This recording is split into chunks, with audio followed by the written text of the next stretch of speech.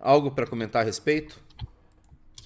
Cara, tá acontecendo óbvio. Eu tô te mandando aí a notícia pelo Zap, já que você é devagar. Manda lá. Pronto, a notícia está no teu Zap. Ah, o presidente Lula não tem mais nada a ganhar nessa altura da vida. Ele ter sido candidato em 2022 foi o preço que ele pagou para sair da cadeia e salvar a pele de um Supremo Tribunal Federal que estava emparedado com o bolsonarismo, em desespero com o bolsonarismo, com medo que o Jair Bolsonaro, reeleito, viesse com força redobrada para cima deles. Tiraram o Lula da cadeia, era o único candidato competitivo contra Jair Bolsonaro. Lembrando, o Lula não era a primeira opção da turma do STF. Antes do Lula, eles ensaiaram Luciano Huck fazendo artiguinho de final de ano e fazendo de conta que poderia ser candidato, não teve tração. Nas melhores pesquisas, o Luciano Huck pontuou com o que Renan Santos já tem hoje. Depois eles tentaram com João Dória, esse basicamente pulverizou a própria carreira, depois de ser eleito com Bolsonaro, Dória, tentando ser o candidato anti-Bolsonaro. E aí, em desespero, como última alternativa para derrotar o Jair Bolsonaro em 2022, o sistema apelou para Lula. Qual que é a situação no momento? E não é de momento, é uma situação que vem desde antes das sanções, que não mudou estruturalmente com as sanções, a despeito que as manchetes disseram na época, e eu dizia que estava todo mundo maluco, que estava todo mundo surtando. Ele não tem popularidade suficiente para ir para uma reeleição tranquila. A reeleição do Lula, no melhor dos cenários para ele, é uma disputa de vida e morte para tentar salvar a percepção em relação ao próprio governo, que é um governo desastroso, que é um governo que tem mais ruim e péssimo do que ótimo e bom, que é um governo em que a maioria desaprova. Ele teria que ir para a eleição para tentar salvar a imagem desse governo que está ruim por 4 anos. Tipo, você não faz milagre em período eleitoral. Até tem um fenômeno recente que é o próprio Bolsonaro, que chega na eleição muito mal e que aí tem uma recuperação acelerada. Mas a recuperação do Bolsonaro ela não começa na eleição. Ela começou meses antes, quando a economia, que tinha ficado paralisada durante a pandemia, começa a se reaquecer. Aí o cidadão sente na ponta sinais de melhora e a avaliação do Bolsonaro vai melhorando aos poucos. Ele chega na eleição, ele tem um discurso para fazer. Qual é esse discurso? A economia só parou porque teve fechamento na pandemia, inclusive fui contra, e agora ela está se recuperando, então eu mereço que você me dê uma segunda chance. Eu mereço que você me mantenha. Por isso que o Bolsonaro conseguiu recuperar. O que o Lula vai poder dizer durante a eleição? O cidadão não tem sensação de melhora. Agora ele está nessa de vou aumentar mais imposto agora com o cigarro. E eu não sei o que passa na cabeça da galera da comunicação do governo, porque dizem que o Lula não anuncia mais nenhuma medida sem consultar a Sidônio Palmeira. O que eu imagino que passou nesse caso? Ah, mas se nós falar em aumentar imposto sobre o cigarro, é uma pauta cara ao eleitor evangélico, que é o eleitor bolsonarista. Cara, a única coisa que o eleitor vai ouvir disso é que vai ter mais aumento de imposto. Aí a outra, eu vi um vídeo antes de começar a análise, Júnior, do Pedro Rousseff, sobrinho da Dilma Rousseff, vereador lá em Belo Horizonte, deve vir candidato a deputado federal nessa eleição, e ele dizendo que o Lula vai acabar com as bets, outra pauta para tentar dialogar com o público evangélico bolsonarista. Esse público é indialogável, estou usando um neologismo aqui. Ele não vai conseguir entrar. Ele simplesmente não vai conseguir entrar porque, cara, você viola todos os valores desse grupo. Você banca uma Erika Hilton como cara pública do governo, como o governo fez ao longo de 4 anos. Tem uma Janja destroçando a imagem do governo junto ao público evangélico. Promove pauta woke, aí você está achando que vai meter imposto em cigarro e vai anunciar que quer acabar com as bets e os evangélicos vão esquecer de tudo, é tratar o eleitor como burro. Com tudo isso na mesa, o Lula, que é tudo menos burro, ele vai ler o cenário. Era óbvio que ele não seria candidato, sempre foi. Eu não foi nada genial meu. Ah, mas então por que ninguém mais bancou se era tão óbvio? O professor Olavo de Carvalho já dizia, no Brasil, falar o óbvio virou sinônimo de genialidade. Você perceber coisas básicas, você apelar para o senso comum na análise política, por exemplo, virou maluquice. As pessoas não querem acreditar na existência do senso comum. Daí, aliás, a propósito, a popularidade de teoria da conspiração. As pessoas no Brasil estão com uma facilidade muito maior em acreditar que existe um plano mirabolante, que existe uma seita secreta, uma cabala ultra secreta operando grandes negociatas, grandes acordos. acreditar no pastor Sandro Rocha e o Lula sendo substituído por clones, do que ler a realidade como ela é, um governo ruim, com baixa popularidade, com baixa aprovação, sem ter o que mostrar na campanha, e que, portanto, o cara não vai ser candidato. Ainda mais um cara que colocaria na mesa, indo para essa disputa, 3 vitórias nas últimas 3 vezes que ele concorreu, eleição e reeleição da sucessora, e reelegeu a sucessora num cenário muito, muito difícil, e botar um Fernando Haddad, que ninguém conhecia, que havia sido humilhado na disputa pela reeleição em São Paulo na prefeitura, no segundo turno e fazer 45% dos votos. Foi uma grande eleição do Haddad e do PT em 2018, com o Lula na cadeia. Ele vai torrar todo esse patrimônio político. O Lula pode ser muitas coisas, burro ele não é. Por isso que eu sempre trabalhei com o cenário de que o Lula não seria candidato à reeleição e talvez, Júnior, e aí eu sempre trabalhei até com essa possibilidade.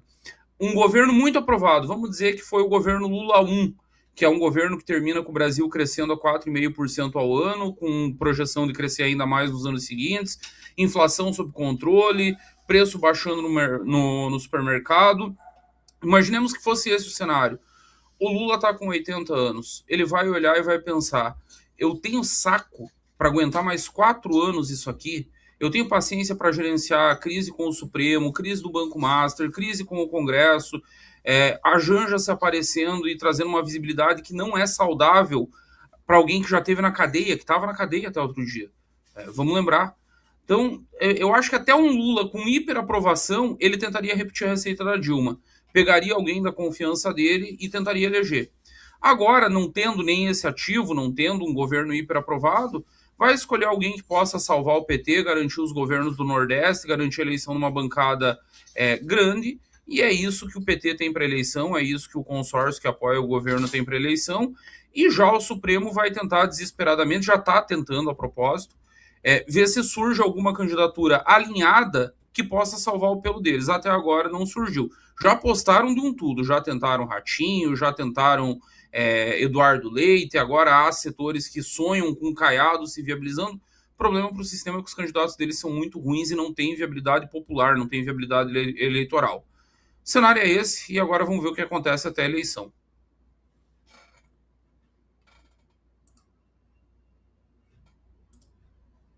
Eu não te ouço, Júnior.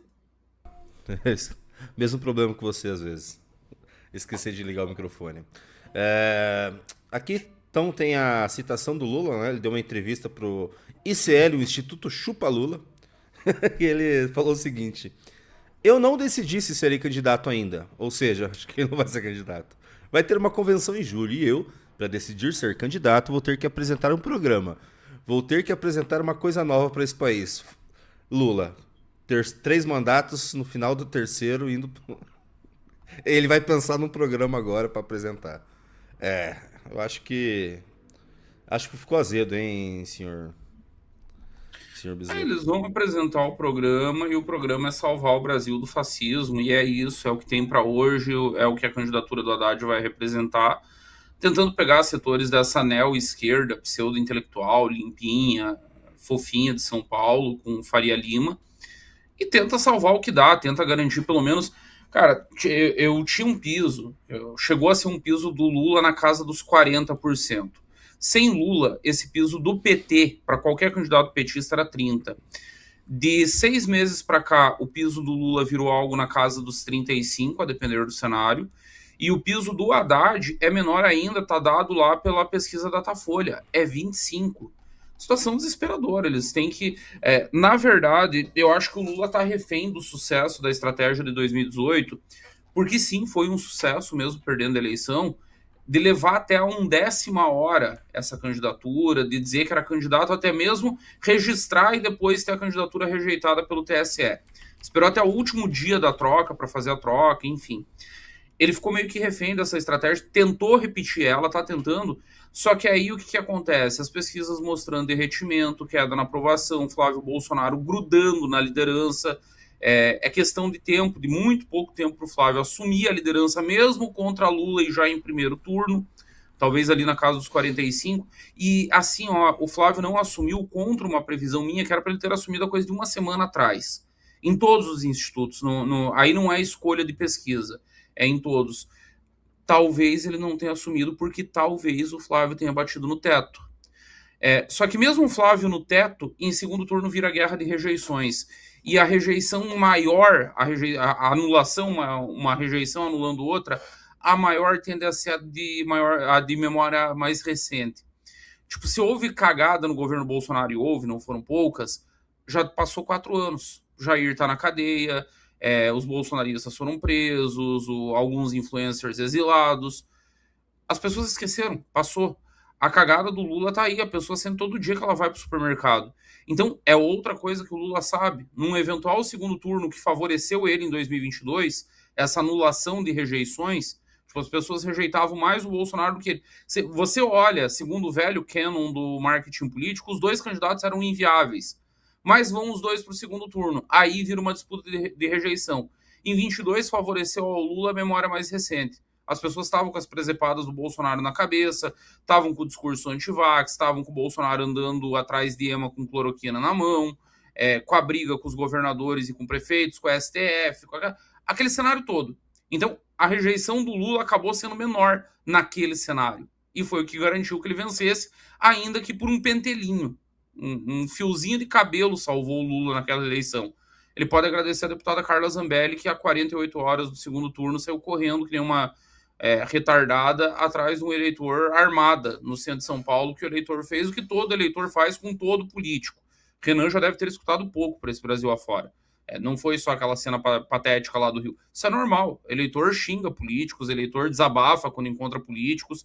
E a louca surtou e saiu armada correndo atrás de um eleitor, e aquilo ali meio que é a diferença do Lula, cara. É a diferença que o Lula ganha a eleição em São Paulo, não é no Nordeste, até porque Bolsonaro teve um desempenho maior em 2022 no Nordeste em relação ao que teve em 18. Onde que ele piora? São Paulo, maior colégio eleitoral do país, e piora muito, e o Lula vem com um desempenho muito melhor do que o Haddad teve em 2018 em São Paulo. Dessa vez tudo joga contra, e para eles vai restar tentar manter o próprio campo político, usar a máquina do governo.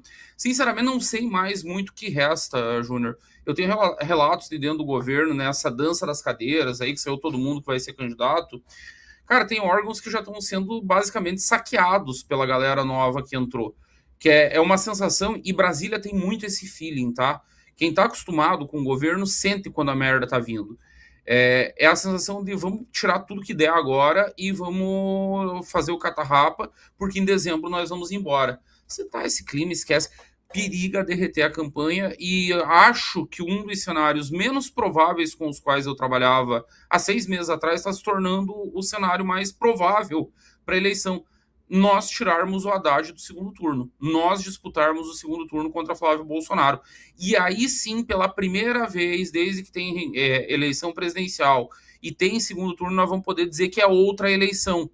Porque o grande mote da eleição terá sido eliminado no primeiro turno, que é não podemos deixar o PT voltar. Acabou esse discurso para os bolsonaristas se nós disputarmos esse segundo turno com Flávio Bolsonaro.